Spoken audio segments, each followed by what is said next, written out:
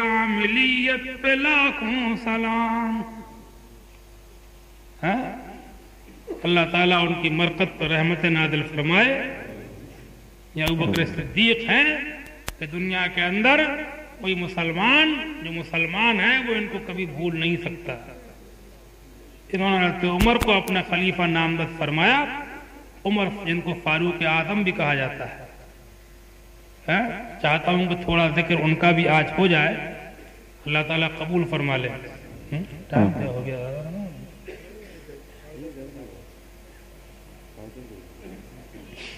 کلمہ شریف کا ذکر کیجئے. لا الہ الا اللہ محمد رسول اللہ صلی اللہ تعالی علیہ وسلم. حضرت عمر یہ بھی خاندان قریش سے تھے. واقعہ فیل کے 13 سال کے بعد پیدا ہوئے. یعنی حضور سے تقریباً 13-14 سال چھوٹے تھے حضرت عمر. عمر نام تھا، باپ کا نام خطاب، اور خاندان قریش میں یہ بنو عدی جو شاخ تھی ان سے تھے. بہت بہادر تھے. بچپن ہی سے بڑے تیز ترار، بڑے جواں مرد، بڑے ہمت و حوصلے والے. سمجھا آپ؟ اور شروع مسلمانوں کے لیے بہت سخت تھے. جب تک اسلام نہیں لائے 6 سال تک مسلمان نہیں ہوئے. 6 سال کے بعد مسلمان ہوئے. اس وقت تک بہت سخت تھے. مسلمانوں کو بہت ستاتے تھے. ستانے میں آگے رہتے تھے. حضرت امیر حمزہ جب مسلمان ہوئے تو کافروں پر بجلی گر گئی، کلیجے پھٹ گئے، دل دہل گئے کہ حمزہ مسلمان ہو گیا. اب تک تو کمزور لوگ، غریب لوگ مسلمان بن رہے تھے.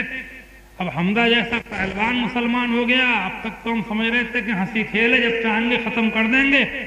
اب حمزہ جیسے لوگ بھی اس کا کلمہ پڑھنے لگے. اب یہ کوئی معمولی چیز نہیں ہے، اس کو روکو. میٹنگ ہوئی، پنچایت بیٹھی کہ اسلام کو روکو، محمد مصطفیٰ کی شان کو روکو، کلمے کی آواز کو روکو. ترکیبیں بتائی گئیں کیسے روکو، کیا کیا جائے. کچھ سمجھ میں نہیں آیا. ایک شخص نے یہ کہا کہ اس کی کوئی ترکیب نہیں ہے، سب باتیں فضول ہیں. بس ایک ہی ترکیب ہے کہ جب تک کہ ان کا قتل نہیں ہوگا تب تک اسلام نہیں رکے گا. جب قتل کی بات آئی تو کسی کی ہمت نہیں پڑتی تھی کہ حضور کو قتل کرنے کا بیڑا کون اٹھائے. خاموشی تھی، سناٹے تھے. سب جانتے تھے کہ قتل کا معاملہ بڑا مشکل پڑے گا. حضور کا خاندان بنو ہاشم مکے کا سب سے مضبوط خاندان ہے. عرب میں خاندان کو بہت مانتے تھے. اگر قتل ہو گیا تو بنو ہاشم سب کچھ برداشت کر لیں گے. مذہب کی بات پیچھے رہ جائے گی، خاندان پرستی آگے بڑھ جائے گی اور خاندانیت کی بنیاد پر جنگ چھڑ جائے گی. پھر بنو ہاشم کی تلواروں کا مقابلہ کرنا کسی کے بس کی بات نہیں ہے. حضور کا خاندان سب سے مضبوط طاقتور خاندان. بنو ہاشم کی تلواروں کی ہیبت سب پہ سوار تھی. کسی کی ہمت نہیں پڑتی تھی کہ یہ کام میں انجام دوں گا. 33 سال کا ایک نوجوان کھڑا ہوتا ہے، وہی خطاب کا بیٹا. عمر 33 سال کی عمر ہے. بھرے بھرے بازو میں ٹھکی ہوئی جوانی ہے، چڑھتا جوبن ہے، آنکھوں میں جوانی کی چمک ہے. کہتا ہے یہ کام میں انجام دوں گا. ابو جہل نے بڑھ کر کے پیٹھ ٹھونک دی کہ شاباش بیٹے عمر، یہ کام تم ہی کر سکتے ہو، تمہارے علاوہ کسی کے بس کی بات نہیں. جب تم انہیں قتل کر کے آؤ گے 100 سرخ اونٹ تمہیں انعام میں دیے جائیں گے.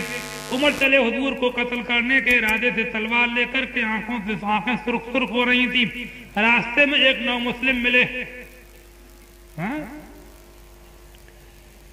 ایک نو مسلم راستے میں ملاقات ہوئی اور ان سے انہوں نے کہا کہ عمر کہاں چلے. کہا اسے قتل کرنے جا رہا ہوں کہ جس نے مکے میں شور مچا رکھا ہے، مکے میں جس نے نیا دین پھیلا کر کے لوگوں کو گمراہ کر رہا ہے، آج میں اسے قتل کر دوں گا.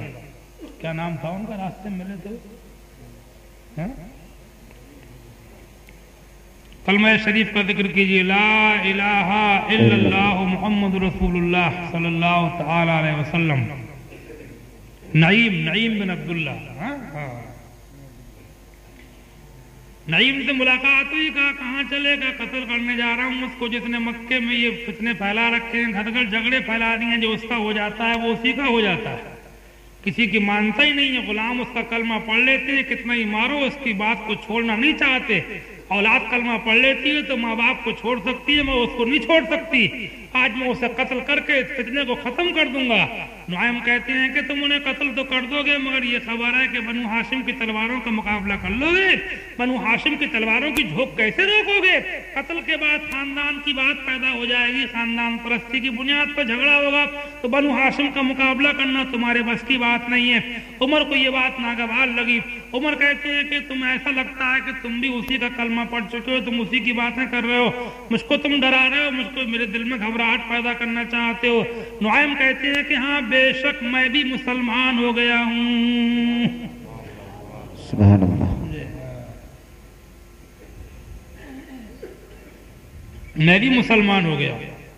अपने इस्लाम को छिपाना नहीं चाहिए। आज लोग छिपाते हैं, घर से ऐसे निकलते हैं कि हमें कोई पहचान ना ले कि हम मुसलमान हैं।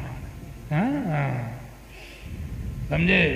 सब बदल दिया पूरा माहौल। दुकानों पर जहां देखो जरा सी उर्दू नहीं लिखी मिलेगी।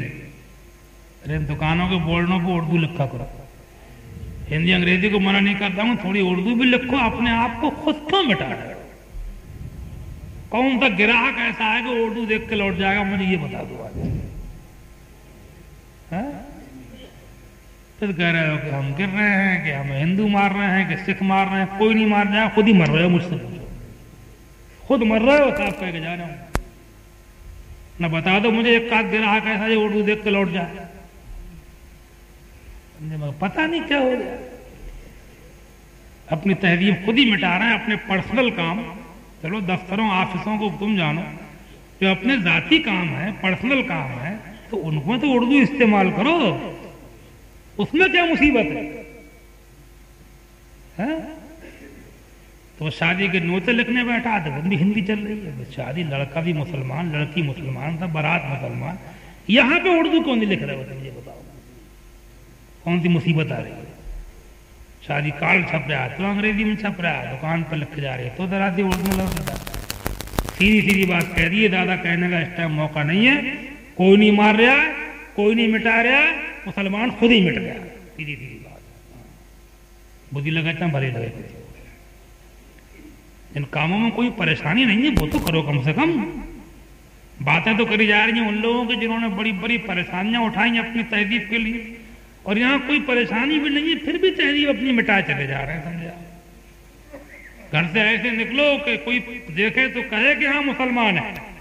छिपने क्या मुसलमान होना कोई चोरी नहीं है, कोई डकैती नहीं है। और छिपोगे तब भी पहचाने जाओगे मुसलमान। ऐसा लग रहा है कि अब कुछ लोग तो कहीं अपने नाम ना बदलने लगे डर के मारे। बोलियां ऐसी बोलेंगे, कपड़े ऐसे पहनेंगे, चेहरे ऐसे बनाएंगे, बातें ऐसी करेंगे, पूरा रंग ढंग। और इससे इज्जत बढ़ती नहीं है, इससे इज्जत घटती है। दूसरों पर भी रोक जब भी कायम रहता है जब आदमी अपनी बात पर कायम होता है। जो पक्का आदमी होता है उससे गैर भी खौफ खाते हैं। पक्के सच्चे मुसलमान बनो। रोजी रोटी अल्लाह देने वाला है, इज्जत जिल्लत अल्लाह देने वाला है। घर से ऐसे निकलो, प्लेटफार्म पर, बस स्टैंड पर हो, कचहरियों में हो, थानों में हो, कहीं भी हो, दूर से देखने वाला पहचान ले कि ये मुसलमान है, ये मोहम्मद मुस्तफा का गुलाम। बेशक, सुभान अल्लाह। जो होगा देखा जाएगा। कहते हैं बेशक मैं मुसलमान हो गया हूँ। अच्छा तू मुसलमान हो गया है तो पहले तुझी से निपट लूं। तलवार न्याम से निकाली, हमला करने का इरादा किया। नुआइम ने देखा कि ये हमला करने जा रहे हैं तो उन्होंने भी तलवार निकाल ली। दोनों तरफ से तलवारें न्याम से बाहर मुकाबला होने जा रहा है। नुआइम कहते हैं कि उमर किस किस से लड़ोगे, किस किस को मारोगे, किस किस से मुकाबला करोगे? इस दीन को तुम रोक नहीं सकोगे। तुम्हारे घर में भी इस्लाम दाखिल हो चुका है, कहाँ कहाँ रोकोगे? क्या मतलब?